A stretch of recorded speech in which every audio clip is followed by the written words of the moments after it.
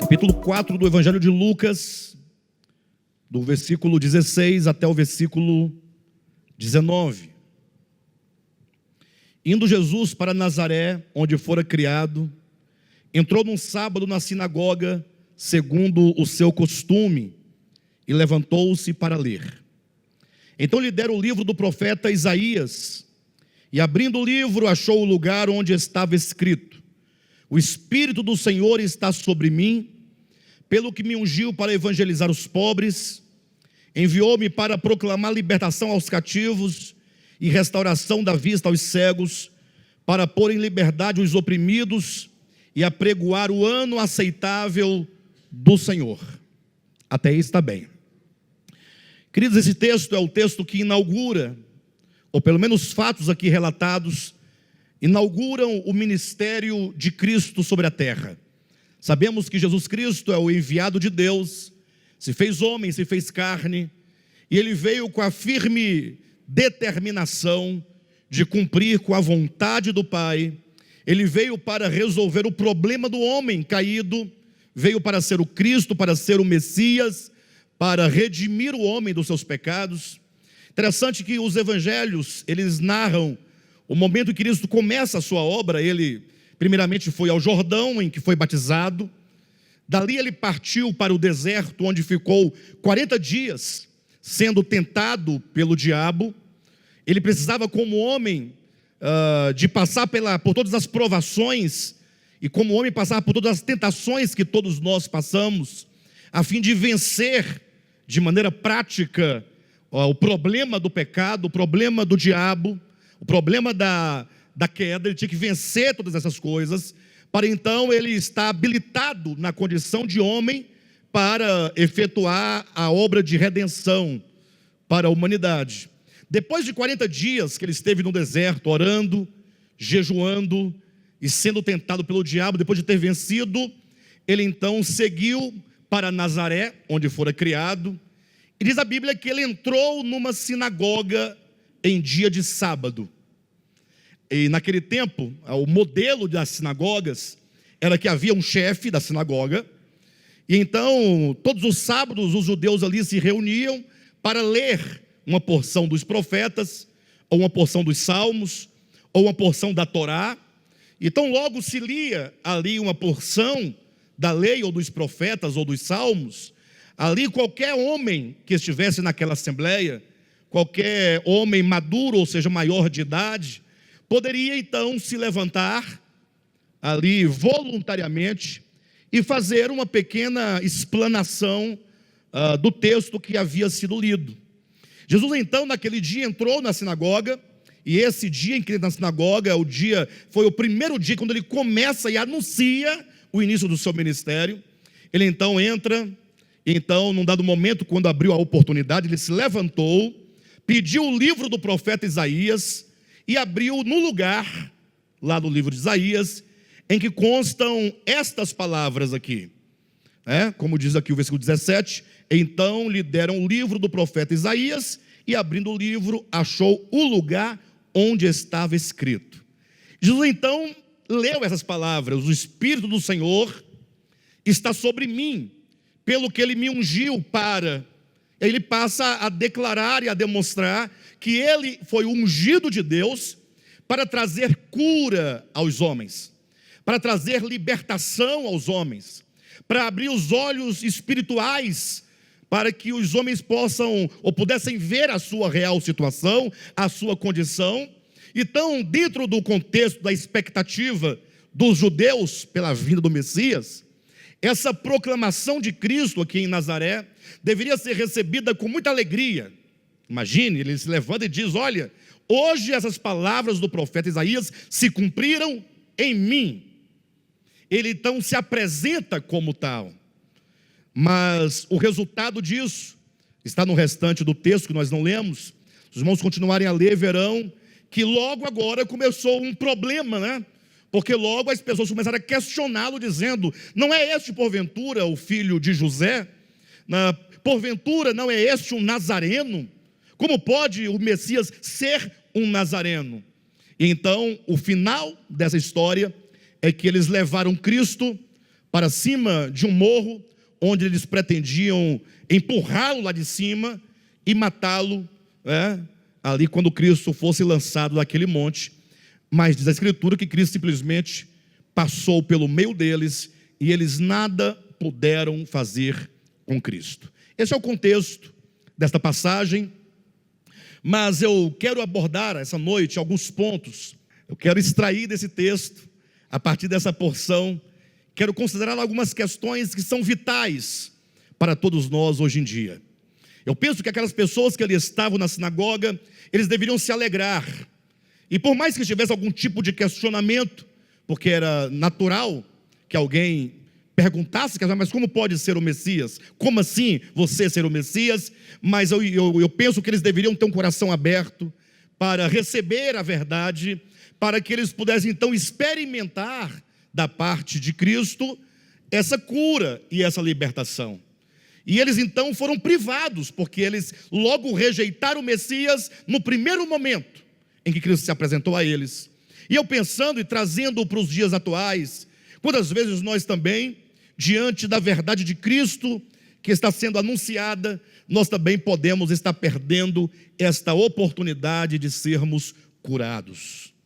E a razão porque muitas vezes nós não experimentamos cura profunda na nossa alma, é a razão que eu quero apresentar essa noite para os irmãos, pontuando algumas questões que eu creio serem fundamentais para que o nosso coração seja esclarecido, para que nós possamos então almejar por tal experiência.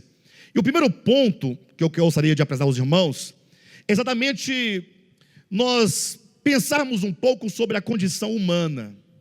Porque eu imagino que aquelas pessoas que rejeitaram a Cristo no primeiro dia de ministério, talvez eles tivessem uma ideia teológica muito grande acerca de Deus, talvez tivessem uma ideia teológica acerca do homem, talvez tivessem uma ideia teológica acerca do Messias, mas talvez eles não tivessem uma ideia clara acerca da verdadeira condição humana. Ou seja, quando o homem não se sente doente, quando o homem ele pensa que não precisa de cura, até um episódio, inclusive, Cristo ele diz que ele veio não para os sãos, mas para os doentes. Numa leitura rápida desse texto, alguns podem pensar que Cristo estava dizendo que havia algumas pessoas que eram sãs, e por serem sãs não precisavam de médico. Mas na verdade, Cristo está usando de uma grande ironia, dizendo: ora, se vocês se julgam sãos, sadios, se vocês acreditam que não precisam de cura, então eu não vim para vocês. Mas o fato é que todos os homens precisam de cura.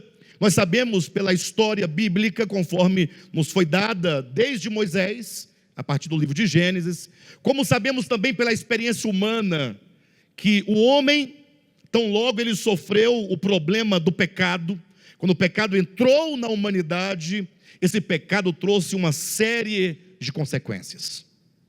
Romanos capítulo 5, versículo 12, diz que assim como por um só homem entrou o pecado no mundo, e pelo pecado entrou a morte, assim a morte passou a todos os homens, porque todos pecaram. Então vejam que Paulo diz que o pecado entrou no mundo e pelo pecado entrou a morte. Entre a entrada do pecado e a morte final, que seria no caso a segunda morte, nós temos uma série, inúmeras misérias humanas. Os homens estão sofrendo de uma doença grave, uma doença humanamente falando incurável, que afeta todo o ser do homem, espírito, alma e corpo. A doença do espírito é que faz o homem estar morto em delitos e pecados, longe de Deus, que vai afetar profundamente a sua alma. E são muitas as doenças da alma, são muitos os traumas que o pecado deixou na alma humana. Olhando para a humanidade, nós podemos ver exatamente um contexto de pessoas que estão sofrendo na sua alma as dores, não somente a dor do problema e do pecado, a dor espiritual, mas também doenças da alma, a angústia, o medo, a depressão, o pânico, a tristeza, que vai consumindo o homem, que vai matando o homem aos poucos, o rancor, a inveja, a maldade.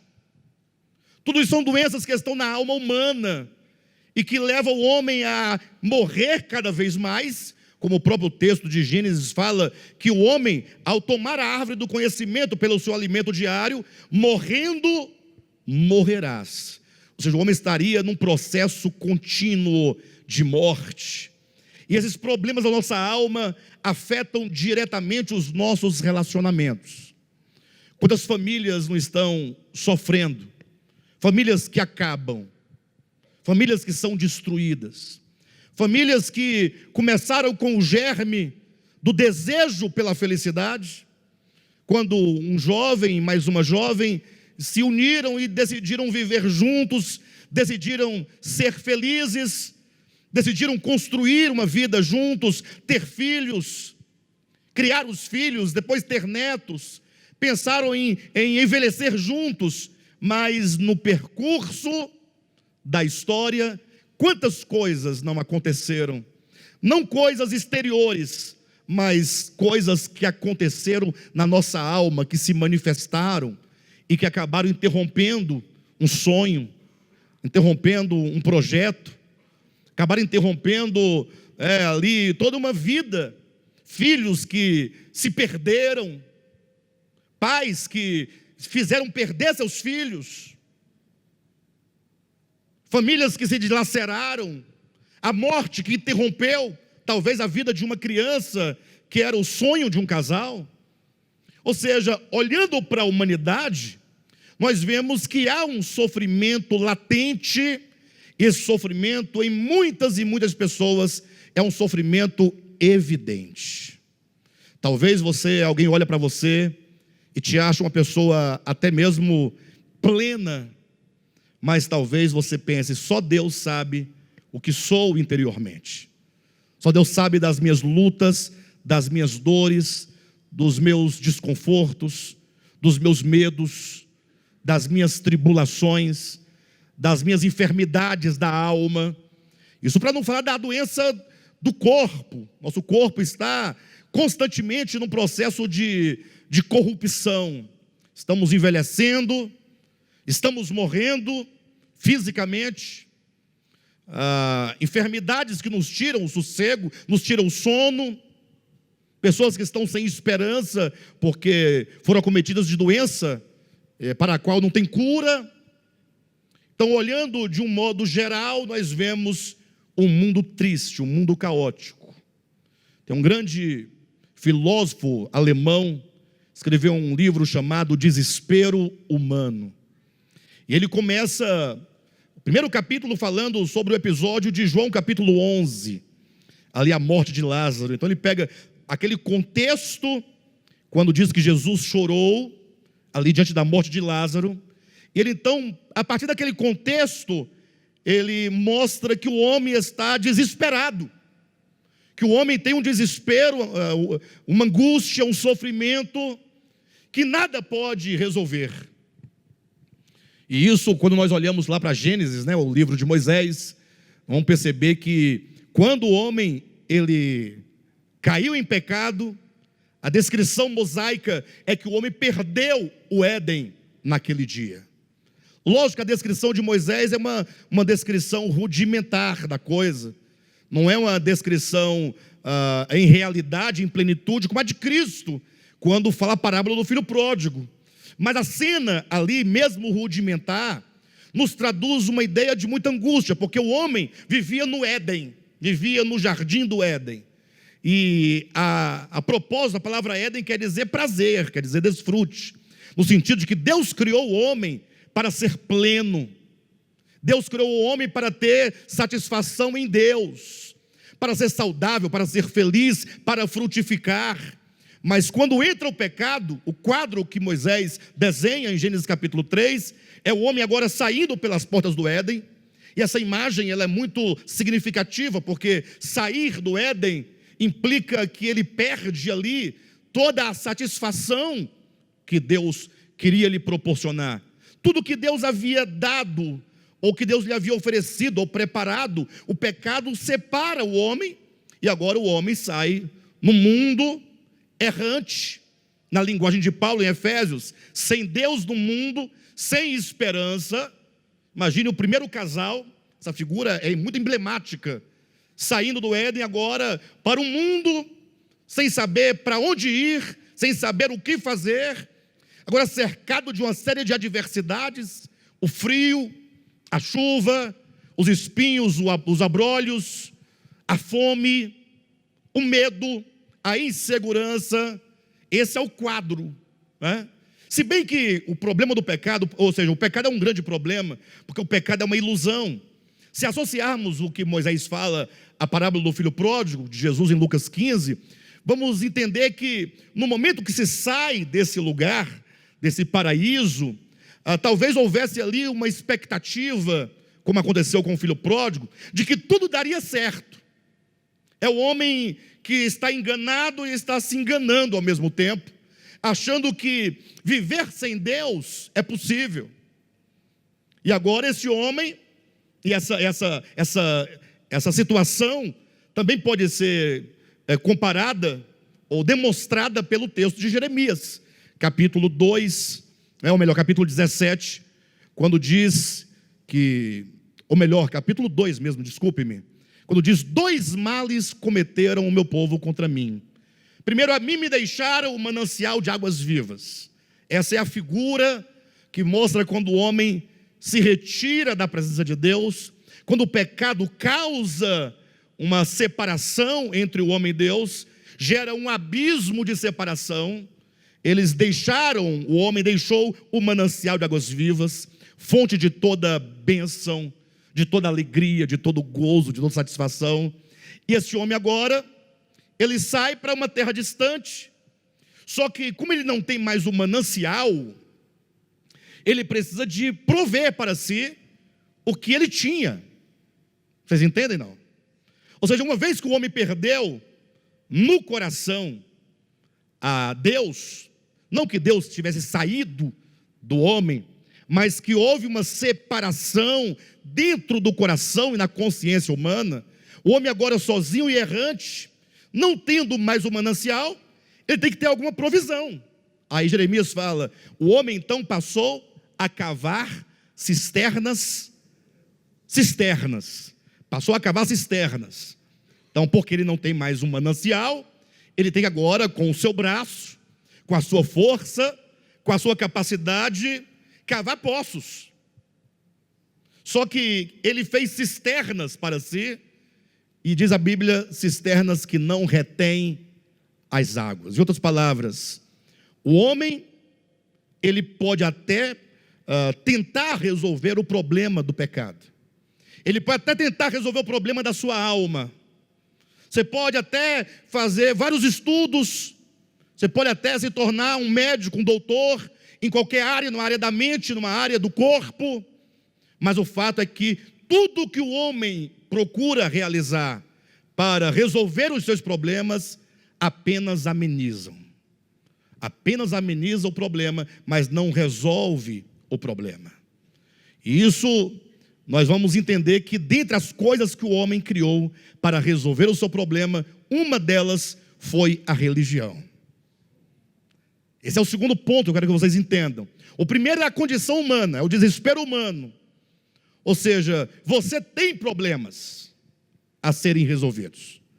Mas eu sou crente, você tem muitos problemas a serem resolvidos.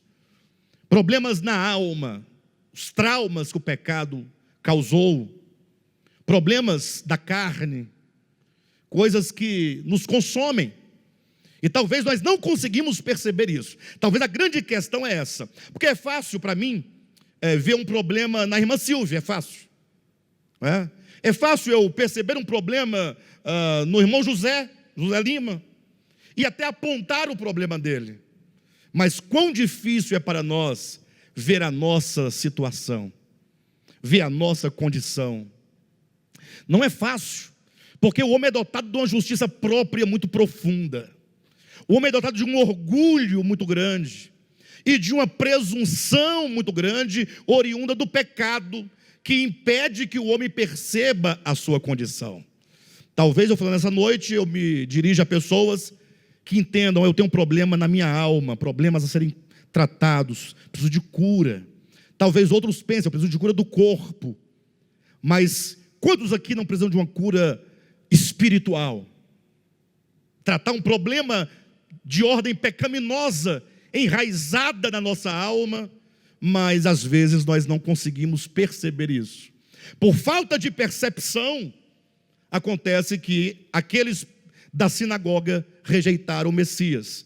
O Messias disse: eu vim para trazer libertação aos cativos. E os cativos, sem perceber que estavam escravos, simplesmente o expulsaram da sinagoga e quiseram matá-lo. Então imagine só que é preciso que você entenda a condição humana, que você se inclua nessa condição. Lógico que há pessoas com maior ou menor grau de enfermidade, mas todos precisam de libertação, todos precisam de cura. A grande questão é que o homem, na tentativa de produzir os meios de satisfação, de realização, ou mesmo de solução para os seus problemas, ele criou a religião. E a religião, ela falsifica a ideia de Deus, ela falsifica uma série de experiências que não são experiências legítimas, e sobretudo a religião, ela alimenta a arrogância do coração humano, para que o homem pense que ele está totalmente reconciliado e religado com o Criador, quando na verdade não está, não é bem assim. A religião, ela engana. A religião, ela dá ao homem uma falsa sensação de realização espiritual. Nós vamos encontrar isso abundantemente na Escritura. Separei aqui alguns lugares no Novo Testamento em que isso é mostrado de maneira clara. Uma das situações é capítulo 4 do Evangelho de João. Vocês lembram da história da mulher samaritana? Sim ou não, pessoal? Quem já leu a história da mulher samaritana? Interessante que aquele texto de João capítulo 4, poucos conseguem entender a profundidade do que está dito naquele lugar.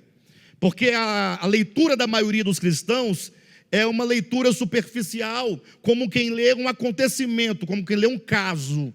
Então lê e fala assim: a mulher samaritana foi pegar água no poço, e Jesus pediu água, e no final Jesus prometeu a ela a água viva. Esse é o resumo, a ideia que todos trazem lá do episódio da mulher samaritana no poço de Jacó. Mas a construção do texto, ela significa muito para nós hoje. Porque imagine que ali nós temos a figura de uma mulher sofredora, uma mulher rejeitada, uma mulher cheia de traumas, cheia de problemas, uma mulher que passara por 5 casamentos e não deu certo, e que agora essa mulher ia constantemente ao poço de Jacó buscar água. Essa figura mostra o homem na tentativa de resolver o seu problema, buscando água para saciar a sede da sua alma, a sede do seu espírito, a sede do coração.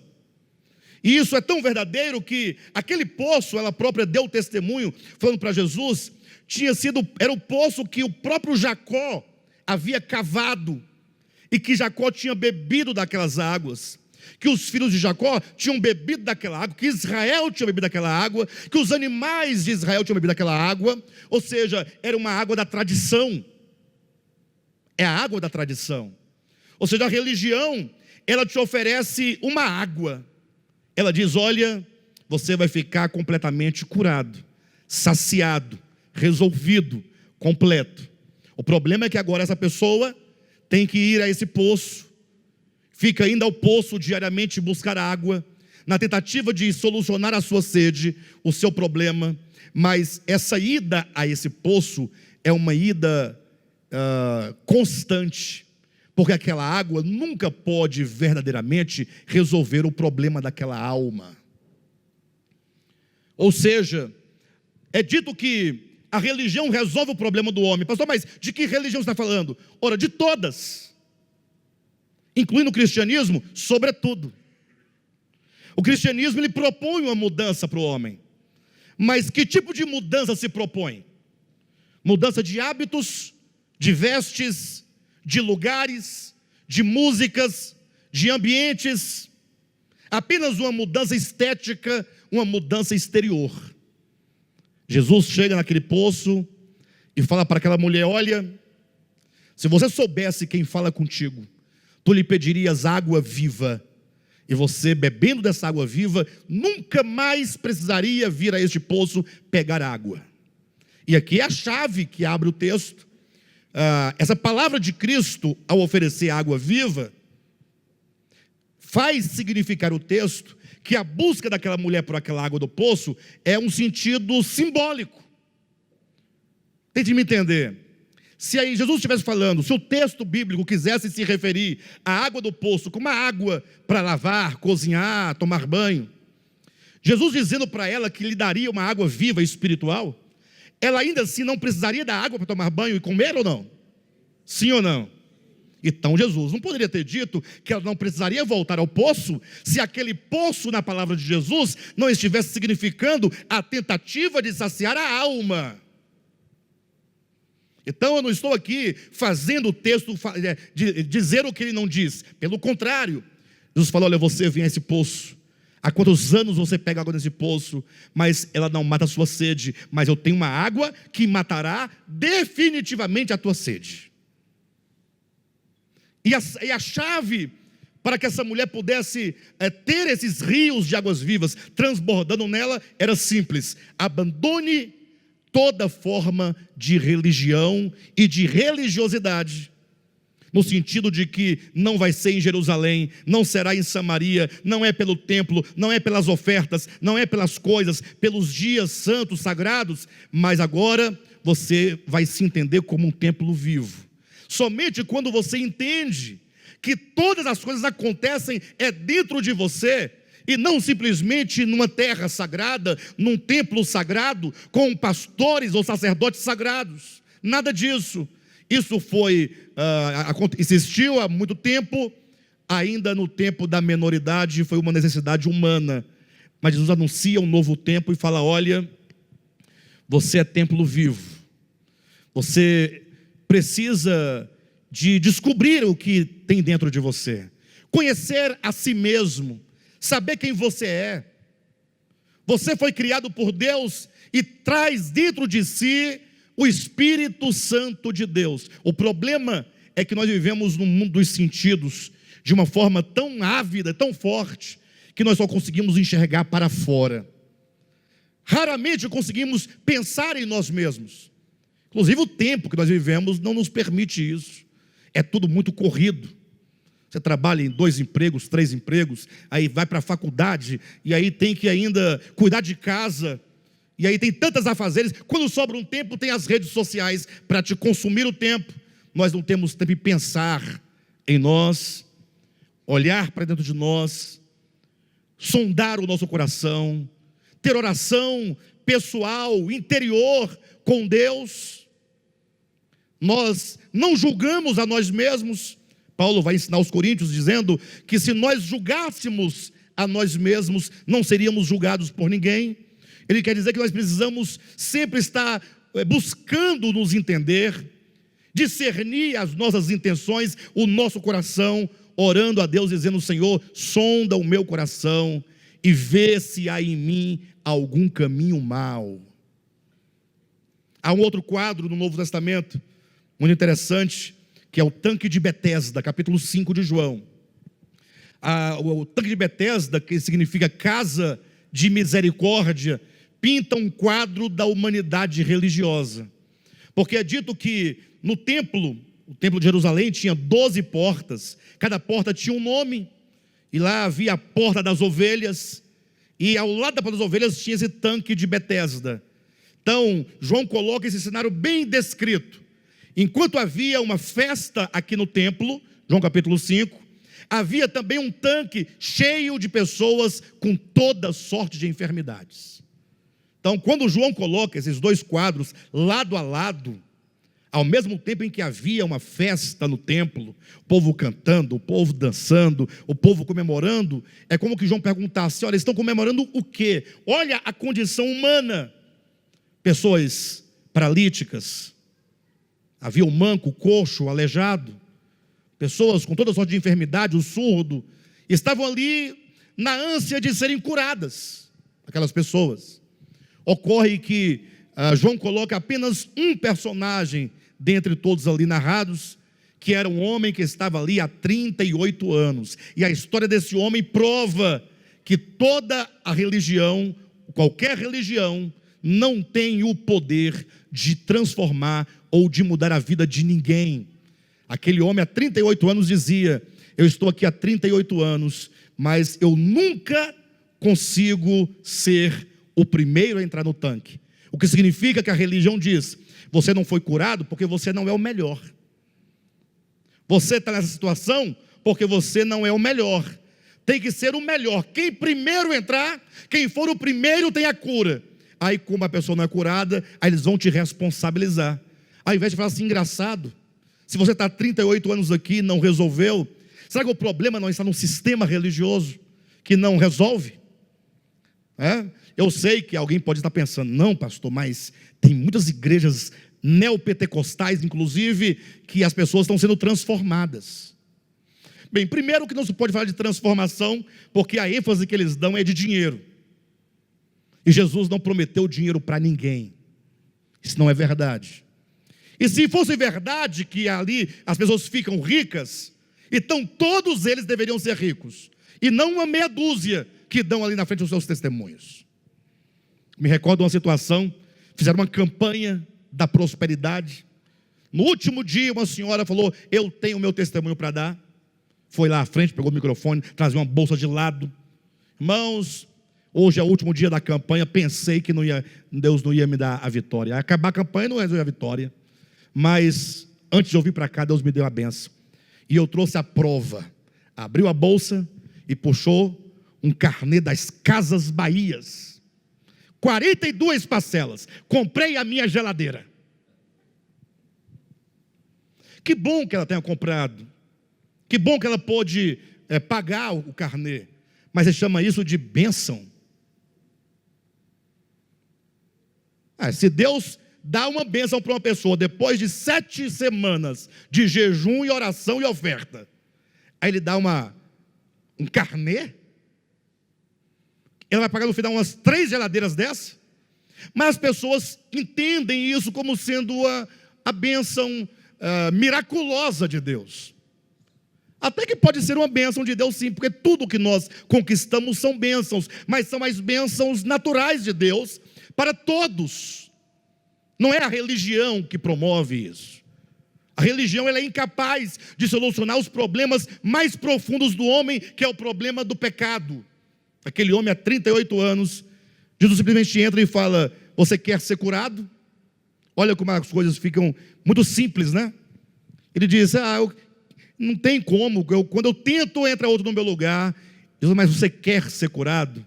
Então levanta-te e anda. Esse quadro demonstra que a religião não resolve o problema das pessoas. Mateus capítulo 11, versículo 28 a 30, creio que todos aqui, pelo menos os mais velhos, devem saber de cor esse texto. Mateus 11, 28 a 30, quem sabe, sem ler? Ninguém lembra? Vinde a mim, todos vós que estáis cansados e sobrecarregados, e eu vos aliviarei.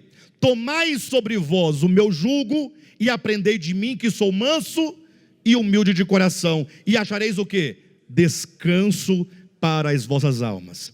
Olha a beleza das Escrituras, como é que ela traz uma revelação profunda no seu contexto.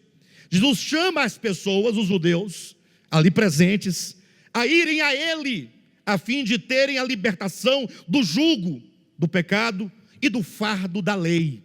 Porque o pecado é um jugo e a lei é um fardo. O pecado é um jugo porque a pessoa fica presa ao pecado, casada com o pecado e sendo obrigada a viver com o pecado por não ter a condição de se libertar da escravidão desse casamento com o pecado. E aí vem a lei para tentar resolver o problema do pecado, e ela se torna um saco de 50 quilos das costas do pecador, e tentando levar aquela lei sem conseguir. Aí vem Jesus e fala: vinde a mim, vocês que estão cansados e sobrecarregados, e eu vos aliviarei. Ele convida a pessoa: Interessante que ele oferece descanso para a alma humana.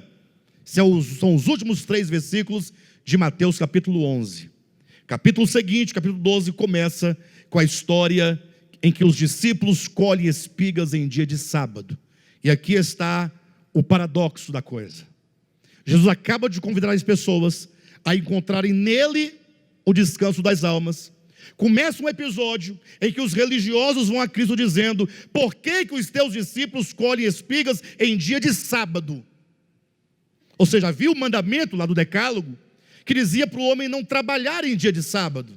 Havia um mandamento, está lá em Êxodo, dizendo que o homem não poderia colher em dia de sábado. Mas a religião, pegando esse mandamento, ignora que o homem tem um cansaço interior, que o homem tem uma necessidade interior e que o homem precisa de libertação.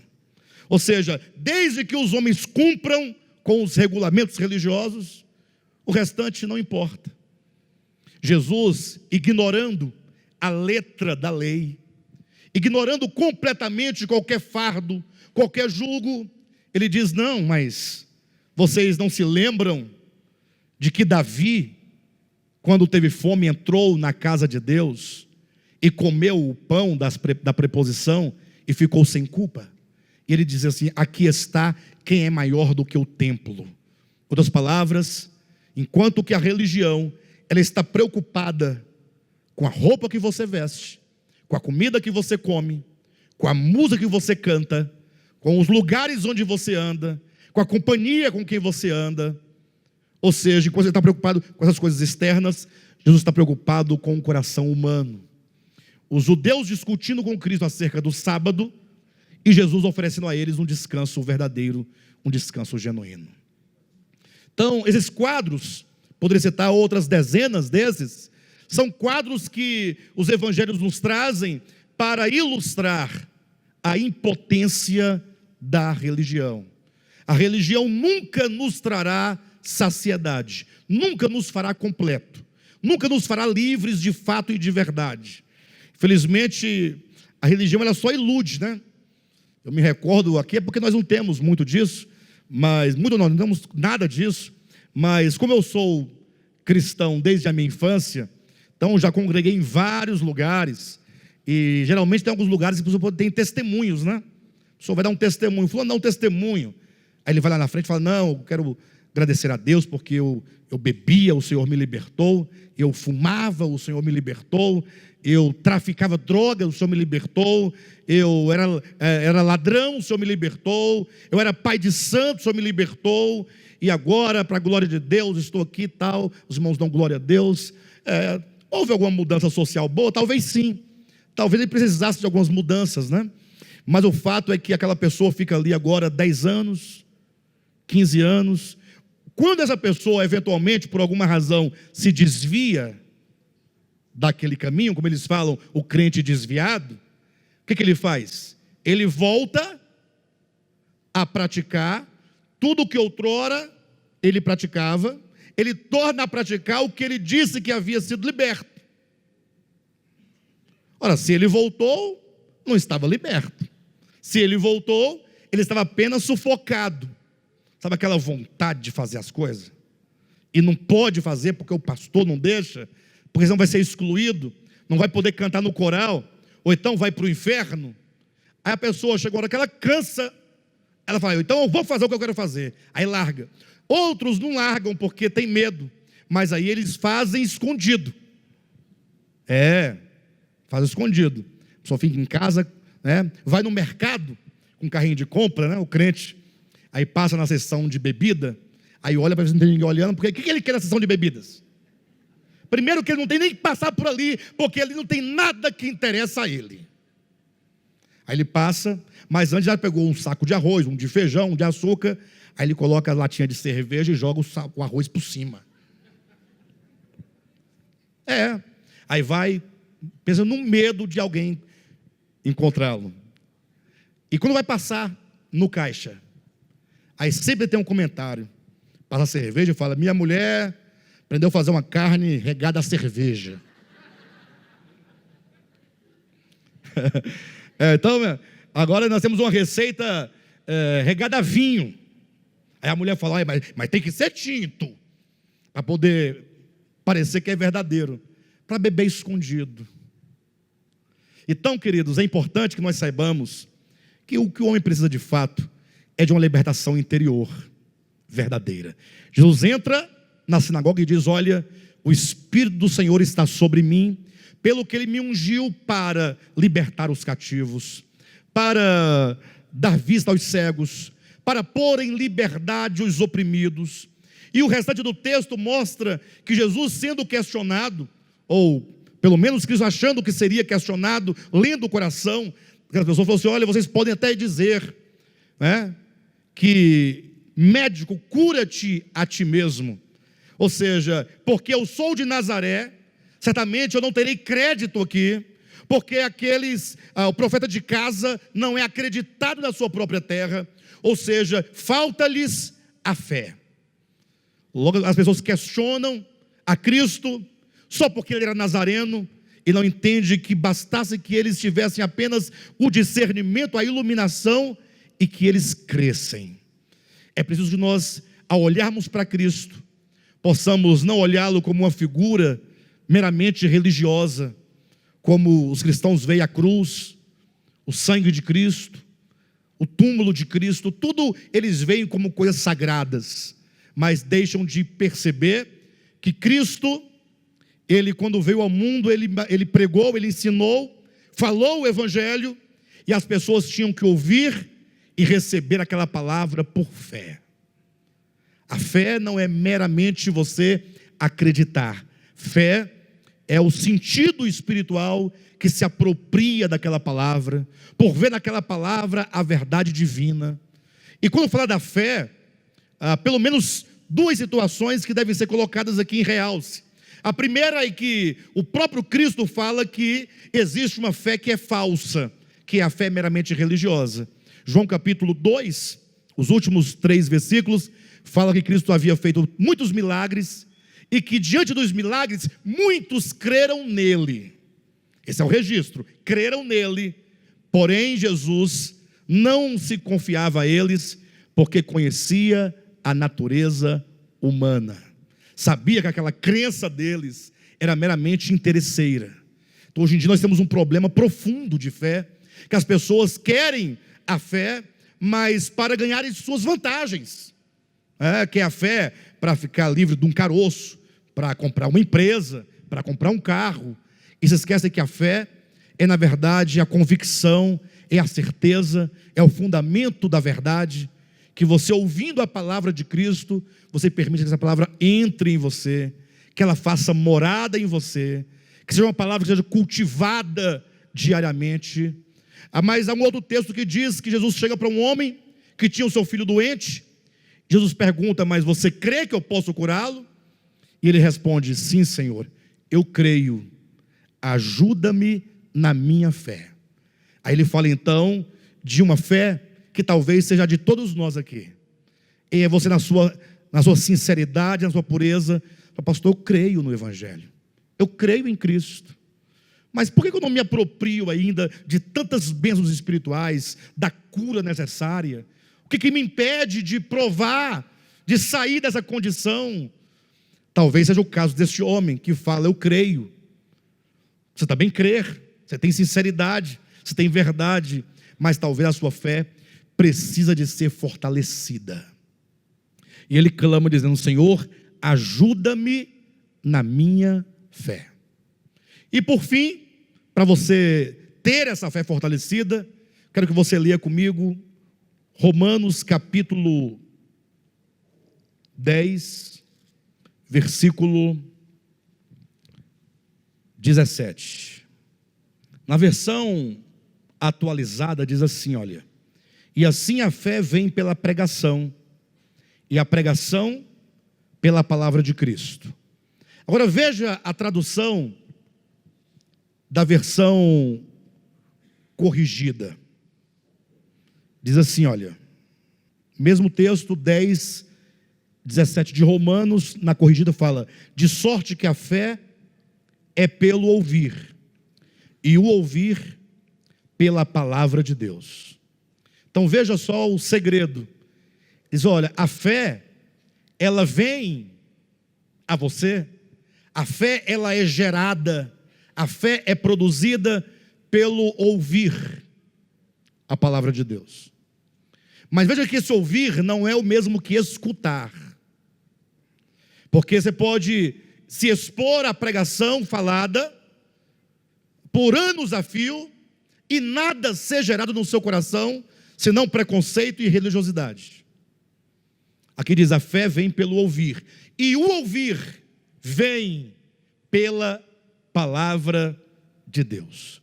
Ou seja, a palavra de Deus gera no coração ouvidos espirituais. E a partir do momento que a palavra de Deus gera ouvidos espirituais abertos, agora esse ouvido espiritual, recebendo a palavra, agora vai produzir a fé no seu coração. É preciso que nós tenhamos então um coração puro, um coração simples. Precisamos nos expor à palavra de Deus, não como meros ouvintes, mas como alguém que fala, Senhor, dá-me ouvidos espirituais. Vamos entrar agora um novo ano, 2020. Quem diria que nós chegaremos a 2020? Quem aqui estava com medo quando nos aproximamos do ano 2000? Lembra? Ano 1000 chegará, 2000 não passará. Os antigos falavam isso. E até mesmo os mais convictos ficavam meio desconfiados do ano 2000. Vai que tem alguma ciência. Passou 2000, veio 2012, né?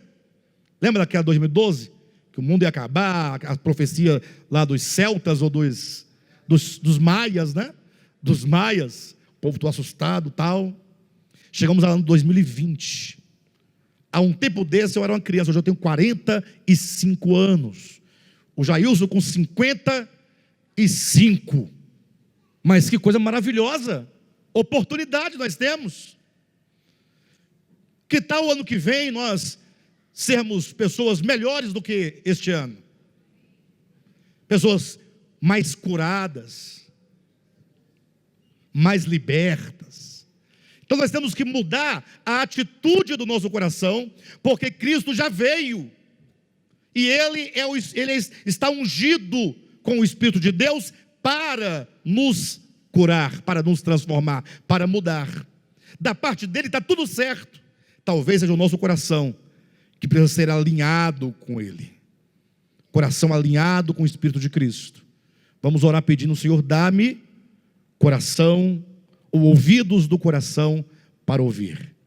E se os seus ouvidos forem abertos, a fé vai crescer. E a fé crescendo, nós nos apropriaremos de todas as bênçãos que nosso Pai já nos deu na pessoa de Cristo Jesus. Amém?